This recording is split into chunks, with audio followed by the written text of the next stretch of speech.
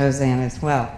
Our group was I was asked to participate in the task force that was going to explore the intellectual property barriers.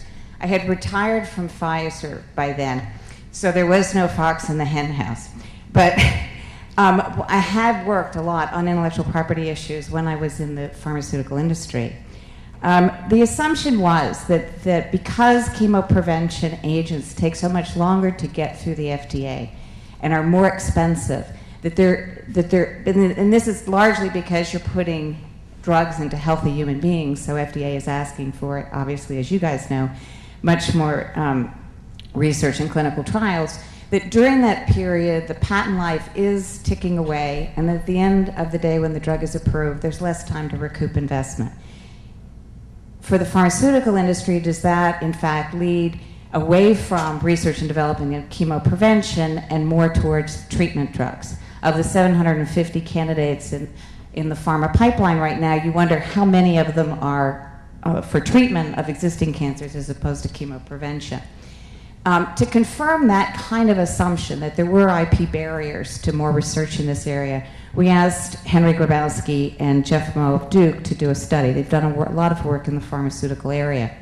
And that study, which Ron alluded to, confirmed that there is underinvestment on the chemoprevention side, and that it is due to the fact that you have a significant erosion of patent life due to the length of the studies required for these agents. And that also many of the drugs that turn out to be promising for chemoprevention happen to often be older drugs already towards the end of their patent life, and there's provisions in US law relating to sort of data exclusivity that are significantly less than what you would have in either Europe or Japan. So in the Duke study, they threw out some ideas that might alleviate the sort of underinvestment in this area. One related to the data exclusivity law in the US to make it more consistent with that's available abroad, such as 10 years. Then the question we've discussed internally here has been, should that be across the board or just targeted at the chemoprevention area? I think our view is to get targeted, have a targeted incentive. It really should be focused on chemoprevention. And the other was they did an analysis of the Orphan Drug Act, which provides tax credits in periods of market exclusivity, which are an incentive and a powerful incentive for research, and that there should be consideration in adopting those provisions and make them applicable to chemoprevention.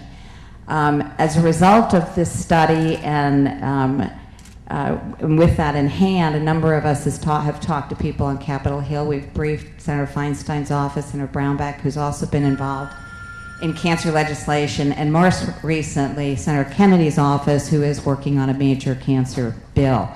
And looking into 2009, I think we hope that we can continue to talk to people on the Hill and see whether there's receptivity to take this approach in combination with a number of the other suggestions and action items that have come out of Ron's work. And I want to, before I sit down, thank Allison Smith. There's nobody that could get people more enthused and stay enthused and keep you on your toes than she, and I really appreciate everything she's done. Thank you, Kathy. This has really been a very fine effort, and I'm optimistic that the groundwork that's been laid with that will lead to some new legislation, hopefully, in the next Congress. Now, I'd like to call on Bruce Pyenson, who played a major role in the Milliman report about the business case that had been discussed earlier this afternoon, but Bruce very generously took on the responsibility to form a committee and deal with making the business case specifically for why it makes sense to invest in chemopreventive agents. Bruce? Well, thank you, Ron. About a year ago at the last meeting, Ron asked me in front of all you, when are we going to get the report out? I think Ron was too polite to say, it's late, Bruce, you got to get that out. But the report is on the C-Change website. It was finished last spring, and wanted to acknowledge the other members of the committee that really contributed a lot to that. Catherine Phillips, who I don't think is here today, is from National Business Group on Health, which is the leading coalition of mostly large businesses concerned with health benefits. Scott Ramsey from Fred Hutchinson, Jason Slotnick, who is here, who's from Hogan and Hartson and recently became the outside counsel for Sea Change on a pro bono basis, and also Robin Zahn from ASCO. So the group of us put together a report that I think addresses the economic times as we saw them about a year ago, but I think it's pretty emphatically the economic times that we're in today. I want to give you some of the highlights of that just very quickly. One is that we're in a healthcare cost crisis that, and today in a broader financial crisis, so innovations need to prove their value or they're going to have big problems with reimbursement. We think on a positive note that the existing structures for reimbursement, health insurance, Medicare, Medicaid, and so forth, are consistent and can be used for cancer preventive agents. So that's the good news. There's also a powerful precedent in considering the cardiac space, which has had huge public health impact, blood pressure pills, cholesterol pills, that sort of thing. So we have a lot of support from outside the cancer area.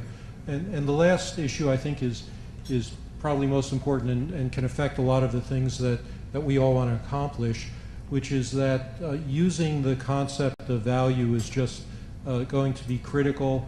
And we want to emphasize that it's more important to use the concept of value than to worry too much about which concept of value you're going to use. The paper goes into and describes that, and we hope you'll take a look at it at the Sea Change website because we think it has a lot of very useful material in it. Thanks, Ron. Yeah, thank you, Bruce. You actually don't even have to wait to get it on the website. If you go to the hospitality suite, there's a bound brochure that you can all pick up, which both has the summary publication for the summit that got this all started in '06, the Moe and Grabowski paper that Kathy Bennett talked about, and the report that Bruce was just talking about. So I would recommend that anyone who's interested in this area just stop by and pick up a copy of it. I'd now like to ask Bob Young to comment on the overall effort. Bob has been a very active and important member of the Strategic Advisory Committee. Oh, before I do that, in fact, let me call on Frank Maskins first. Frank has been the chair, together with Greg Kurt, who's on the board of Sea Change, for a third initiative, which is well advanced now, about addressing the issue of getting the study designs dealt with and getting it through the FDA as efficiently as possible. A major concern has been that in order to develop these agents, it would require thousands or tens of thousands of subjects, and it would be too daunting, and we could only move one such agent through the system every few years. But Frank is leading a very innovative effort to make this more efficient and hopefully to move it along a lot faster. As a medical scientist, taking on a political issue is very interesting. You know, one of the comments was made is that there is not very much funding or resources put into chemo prevention research. That's not quite true. There's been an enormous amount of money put in preclinically, and the tragedy to me is that it hasn't been translated very well into the clinical arena or population arena, and I think that's where the real sticking point is. And you might ask, why has that been so? Well, it's all about drug development, i.e. the question of risk-benefit. And whenever you develop any type of medication, it comes down to whether the risk and the benefit are the proportion that you need for the particular entity. You accept a lot of risk for very life-threatening, immediately life-threatening disease, and very little to no risk for prevention. However, if you look back at the history of medicine, particularly in the cardiovascular era, our cardiovascular colleagues faced many of the same issues. back about in the late 70s, early 70s and beyond. And yet, why hasn't cancer prevention simulated that type of model? Well, there's multiple reasons. One is because cancer is a much more complex disease. Two, we don't have a single or one or two markers such as hypertension and cholesterol. But we do have a number of different markers, including precancers, which we can easily identify. So you ask yourself then, why hasn't this strategy been adopted? Well, it's hard to know exactly why it hasn't been adopted, but I think what we have to do is to provide a clear pathway, both in our clinical trials mechanism, which has been hit and miss over the last 20 years, as well as to convince the regulatory bodies that such an approach is valid in terms of developing these agents. This has been a very interesting 9 months for me dealing with businessmen and drug people and all of the other people I normally don't deal with. And we're about 2 or 3 weeks away from what I think will be a very fine document, which will provide, hopefully, an approach that will be attractive to both medicine and an oncologist, as well as the pharmaceutical and biotech industry, as well as, in the end, the regulatory bodies and the population. And I can't emphasize enough something that was said very early on. Another group you have to really convince, believe it or not, is the population. If you look at what happened to tamoxifen in terms of its non-adoption after showing a marked decrease in breast cancer, that is an important object lesson for thinking through the issues of chemoprevention. Thank you. Okay, thank you very much, Frank, for your leadership in moving this along, and we're looking forward to seeing the final document very soon. Now, I would ask Bob Young to make some comments. Generally, he's been, as I was saying, a very active member of the advisory committee for this overall initiative. Bob? Thanks, Ron. There are some disadvantages to having your name come at the end of the alphabet. When I was in grade school, I used to always have to sit at the back row, which I was blessed that my parents gave me reasonably good eyes. In this instance, I come after a long list of people who've been actively involved with this, most of whom have done all the work. So, first of all, thanks to the people who produced a remarkable series of publications, which I think in their collective form will be the most comprehensive summary of the issue and challenges around the whole approach to chemoprevention that exists. And that's a unique demonstration by the Sea Change effort.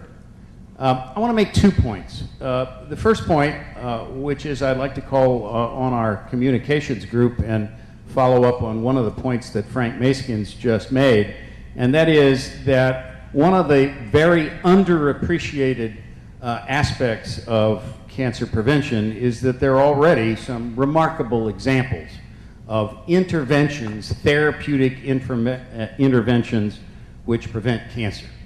The third leading worldwide cause of cancer death when I started my clinical career is now down, I think, to number 8 and falling. Over 1 million people a year are prevented from developing primary liver cancer by hepatitis vaccinations. We have just seen the impact of the papillomavirus vaccines in cervix cancer. That's 250,000 deaths a year across the globe, and the potential for this strategy, therapeutic strategy, to reduce worldwide cancer incidence is substantial. Now, critics might say, well, fine, you know, those are viruses and that's a special circumstance and therefore it's not really relevant. Well, we can move on, as Frank mentioned, to drugs.